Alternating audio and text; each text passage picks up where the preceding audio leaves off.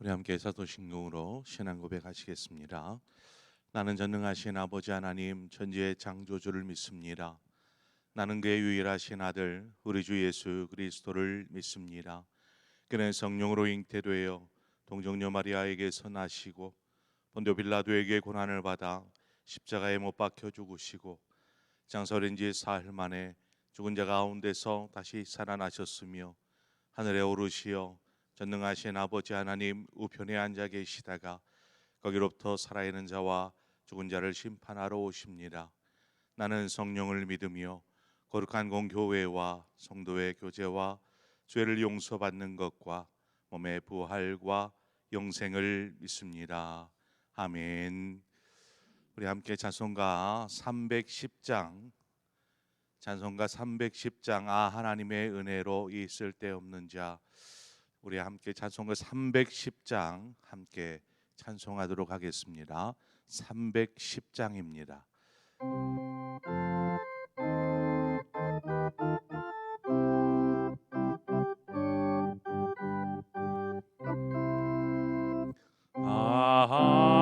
하나님의 은혜로 있을 데 없는 자 왜 구속하여 주는지 난 알 수 없도다. 내가 믿고 또 의지함은 내 모든 영변하시는 주님 늘 보호해 주실 것을 나는 확실히 아네. 왜 내게 굳세 믿음과 또 복음 주셔서 내 맘이 항상 편한지 난 알 수 없도다. 내가 믿고 또 의지함은 내 모든 영변하시는 주님 늘 보호해 주실 것을 나는 확실히 아네. 왜 내게 성령 주셔서 내 마음 감동해 주 예수 믿게 하는지 난 알 수 없도다. 내가 믿고 또 의지함을 내 모든 영변하시는 주님 늘 보호해 주실 것을 나는 확실히 아네. 주 언제 강림하실지 옥함의 봄낮에 또 주님 만날 그곳도 난 알 수 없도다. 내가 믿고 또 의지함을 내 모든 영변하시는 주님 늘 보호해 주실 것을 나는 확실히 아네.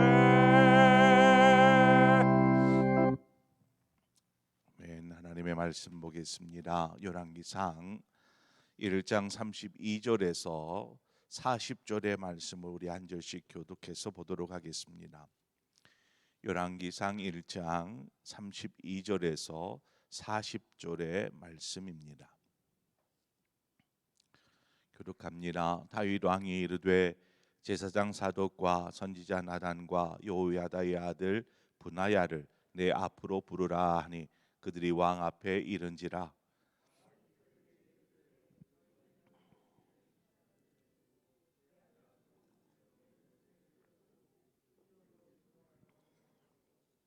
거기서 제사장 사독과 선지자 나단은 그에게 기름을 부어 이스라엘 왕으로 삼고 너희는 뿔라파를 불며 솔로몬 왕은 만세수를 하옵소서 하고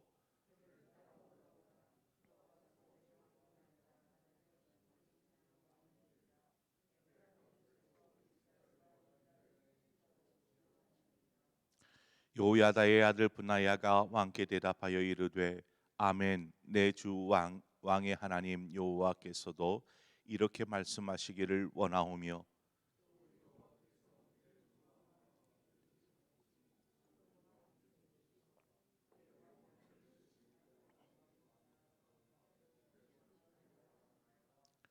제사장 사독과 선지자 나단과 여호야다의 아들 분하야와 그렛 사람과 블렛 사람이 내려가서 솔로몬을 다윗 왕의 노새에 태우고 인도하여 기온으로 가서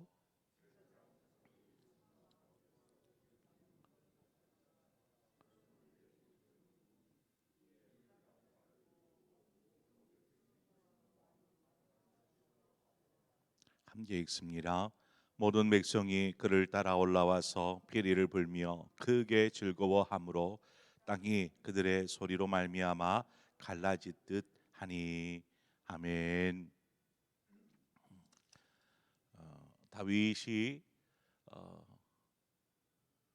바세바와 나단의 말을 듣고 솔로몬을 이제 차기 왕으로 세우는 일에 대하여서 바로 속행합니다.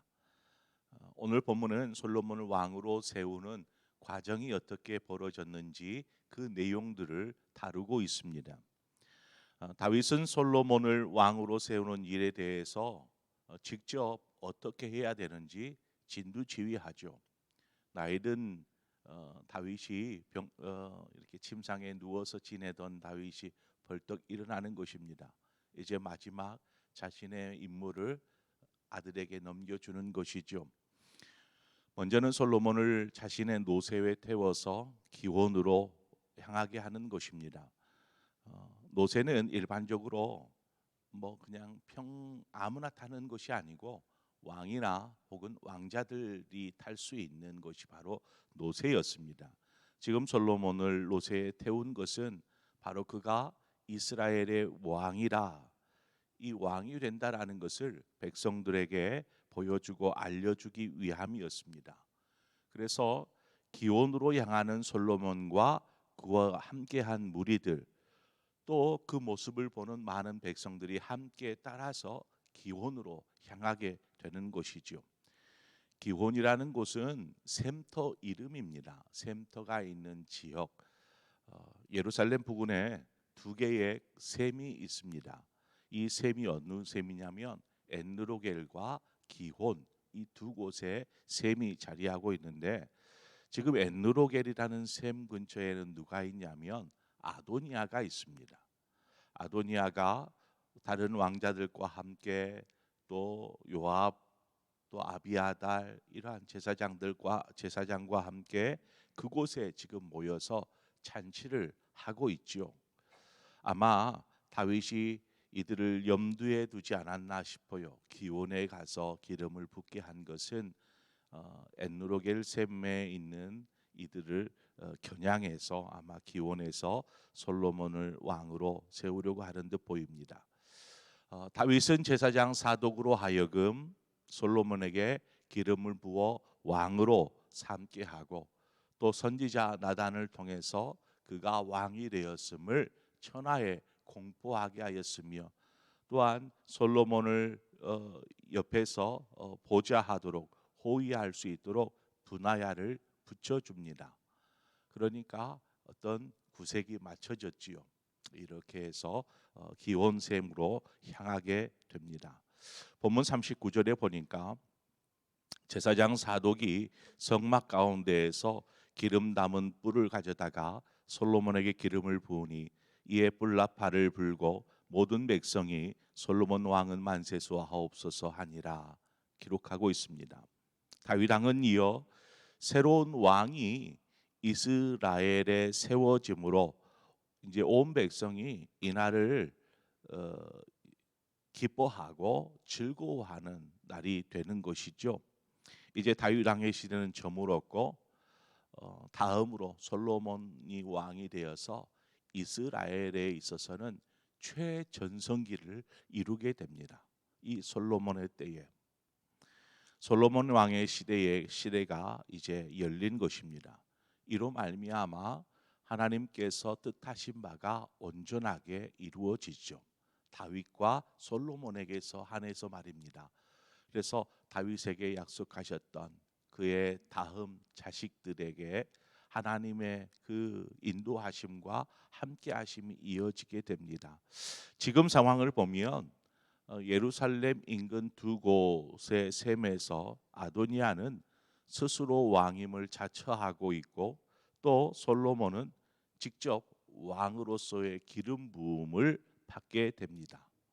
아도니아 편에서도요 군대 장관인 요압이 있고 제사장 아비아달이 있었습니다. 또 그와 함께한 왕자들이 있었죠. 솔로몬의 편에서는 선지자 나단과 제사장 사독 그리고 지휘관인 보나야가 함께하고 또 이스라엘 백성들 또한 함께하고 있었습니다. 자, 이 두 세력 엔누력에 모여 있는 여호야다의 사람들과 또 기혼에 있는 솔로몬의 사람들 이 두 세력들을 보면 그 무게감이 조금 비슷하다라고 느껴지지 않습니까?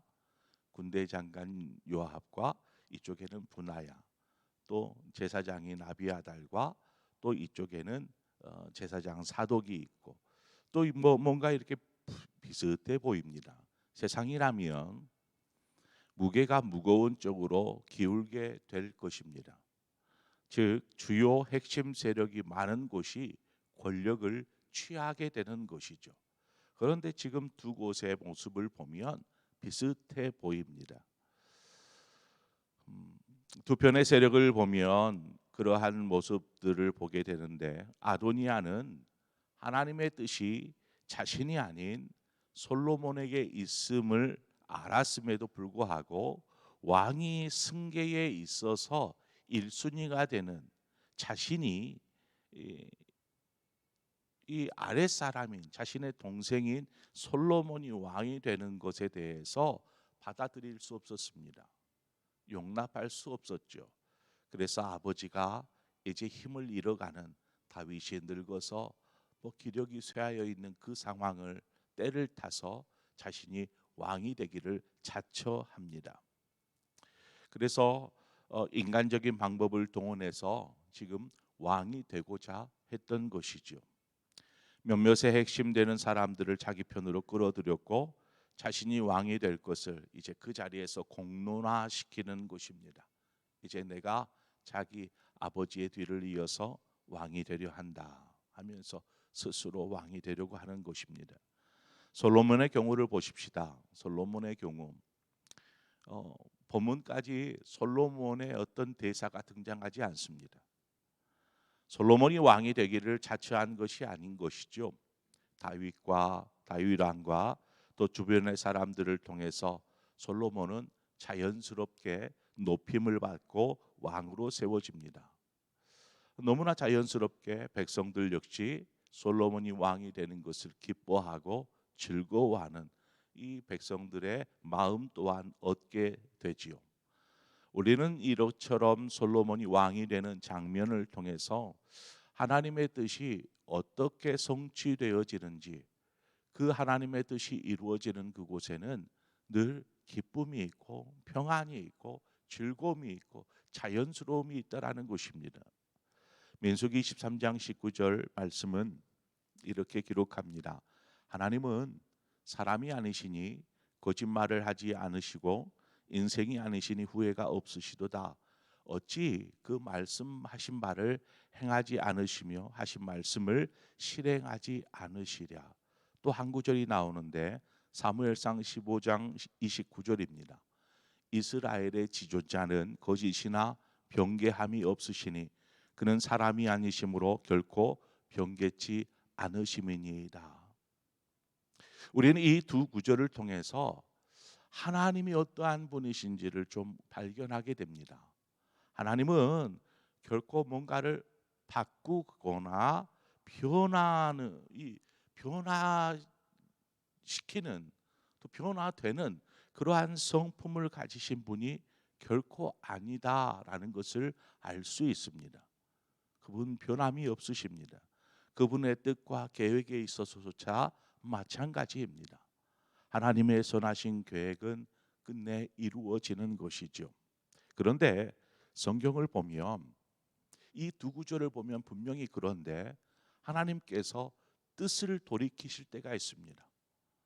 하나님께서 되어지는 일에 대해서 후회하실 때가 있습니다. 아니, 분명히 하나님은 인생이 아니시기 때문에 뭔가 후회하거나 변하거나 그러지 않는다라고 분명히 두 구절에서 말씀하고 있는데, 하나님 성경을 보니까 하나님께서 뜻을 바꾸십니다. 또 때로는 후회하시기도 하십니다. 우리가 그런 장면들이 있잖아요. 예를 들어서 보자면 니느웨가 하나님의 뜻 가운데 멸망하게 될 것을 요나가 선포합니다. 니느웨 성에 가서. 그때에 니느웨 백성들이 그 말을 듣고 왕과 모든 백성들이 굵은 베옷을 입고 금식을 선포하고 자신들이 공포 포악에서 떠나 하나님 앞에 긍휼을 구합니다. 그로 말미암아 니느웨를 향한 하나님의 진노, 재앙이 거두어집니다. 하나님께서 뜻을 바꾸신 것이죠. 하나님께서 이스라엘의 초대 왕으로 사울 왕을 세우셨습니다. 그러나 사울 왕이 하나님의 말씀에 순종하지 않고 자기 멋대로 뜻대로 하려고 할 때에 하나님께서 사울을 왕으로 삼으신 것을 후회하셨다. 성경은 기록하고 있습니다. 성경을 보니까 하나님께서 마음을 바꾸시더라는 것입니다. 또 하나님께 때로는 후회하시기도 하시더라는 것이죠. 여러분, 하나님의 원대하신 계획, 하나님께서 애초에 가지고 계시는 그 계획들에 대해서 사람이 하나님이 이거 바꾸셨네요. 왜 이렇게 하셨죠? 라고 하나님의 뜻을 질문할 수는 분명히 있을 것입니다. 그러나 그 속에 담겨져 있는 하나님의 뜻, 하나님의 마음 계획, 이 모든 것들을 사람의 생각, 이성으로 다 이해할 수 없다라는 것입니다. 우리는 이것이 전제되어져야 합니다. 성경을 보면 죄인인 인간이 하나님께로 돌이킬 수만 있다라면 하나님은 기꺼이 자신의 계획을 바꾸십니다. 하나님께로 돌아올 수만 있다면, 죄인들이 하나님께로 돌아오기만 하면 하나님은 계획을 바꾸시더라는 것입니다. 영원히 멸망할 우리를 향한 하나님의 계획이 우리를 향한 구원으로 바뀌어지는 것입니다. 독생자를 기꺼이 십자가에 내어주시기까지 죄인된 인간을 사랑하신 하나님께서 후회하셨다라는 것은 그 사람의 본질의 문제가 아니라 하나님과의 관계의 문제에서 후회하신 것입니다. 관계가 어그러지고 하나님으로부터 멀어질 때에 하나님은 한탄하시고 후회하십니다. 여기에서 후회했다라는 말은 내가 잘못 생각했구나, 내가 틀렸어 라고 하는 것이 아닙니다. 하나님은 관계가 회복되기를 원하시는 것입니다. 그 마음을 후회라고 담고 있는 것이죠. 하나님은 돌아오기를 원하십니다. 하나님께로 향하기를 원하신다라는 것이죠. 그러기 위해서 기꺼이 자신의 어떤 후회를 우리가 돌아오기만 하면, 하나님께로 향하기만 하면 기꺼이 자신의 후회를 쓰레기통에다가 버리시는 만큼 기뻐하시는 분이 하나님이십니다. 하나님 결코 변함이 없는 분이십니다. 그 변함이 없음은 우리를 향한 하나님의 사랑이요 우리를 향한 하나님의 뜻인 것이죠. 변함없이 사랑하신 하나님은 여전히 우리를 향하여서 그의 얼굴빛을 비추고 계시고 언제나 우리가 주께로 돌아오고 우리가 주께로 가까이 나아가기를 기뻐하시고 바라보고 계신다라는 것입니다. 우리가 주께로 돌아가기만 하면 하나님이 마음을 돌리시는 것이죠. 재앙이 아니라 심판이 아니라 구원과 영생의 복으로 우리에게 함께하여 주실 줄 믿습니다. 우리의 삶의 자리에서도 마찬가지입니다. 언제나 우리가 주를 구할 때에 주께서 우리의 마음을 아시고 우리를 또한 선한 길로 인도하여 주실 줄 믿습니다. 삶의 어떤 수고와 어려움과 아픔이 있는다 할지라도 하나님께로 나아가십시다. 그때에 우리는 하나님의 은혜를 경험하게 됩니다. 내가 믿고 의지하는 것은 바로 그 하나님 찬송했던 것처럼 그 하나님께서 저와 여러분의 삶 가운데 함께 하셔서 우리를 은혜로 진리로 생명으로 인도하여 주실 줄 믿습니다. 그 길을 오늘도 묵묵히 믿음 안에서 걸어가시는 우리 모든 쌍봉의 성도님들 되시기를 주님의 이름으로 축원드립니다. 함께 기도하겠습니다. 좋으신 하나님 아버지 은혜와 사랑을 감사합니다. 오늘도 이 새벽에 우리를 부르신 하나님의 마음이 무엇인지 솔로몬을 향하여서 행하시는 일들을 통해서 또 아도니아를 통해서 행하시는 일을 통해서 우리가 보게 됩니다. 하나님 우리를 향하신 하나님의 마음은 후회나 절망이 아니라 우리를 향한 기대와 소망인 줄 믿습니다. 그러나 우리가 하나님의 마음에서 멀어지고 그 시선에서 돌이키려 할 때에 하나님은 아파하실 것이고 그것을 한탄하실 것이고 그것으로 실망하실 것을 우리가 잘 알기에 오늘도 주님께로 돌아갑니다. 주님께로 가까이 나아갑니다. 오늘 이 시간 기도함으로 주 앞에 나아갈 때에 주여 우리를 향하여서 그 선하신 얼굴빛을 비추사 평강을 주시고 은혜를 베푸시고 우리의 삶을 친히 선하게 인도하여 주시옵소서. 그래서 우리의 삶을 통해서 오직 믿음 안에서 승리하게 하시고 또 믿음으로 살아갈 때에 하나님이 우리에게 베푸시는 그 놀라운 것들을 인하여서 기뻐하며 감사하며 살아가는 우리 모든 성도들의 삶이 되게 하여 주시옵소서. 인도하실 것을 믿고 예수 그리스도의 이름으로 기도합니다. 아멘.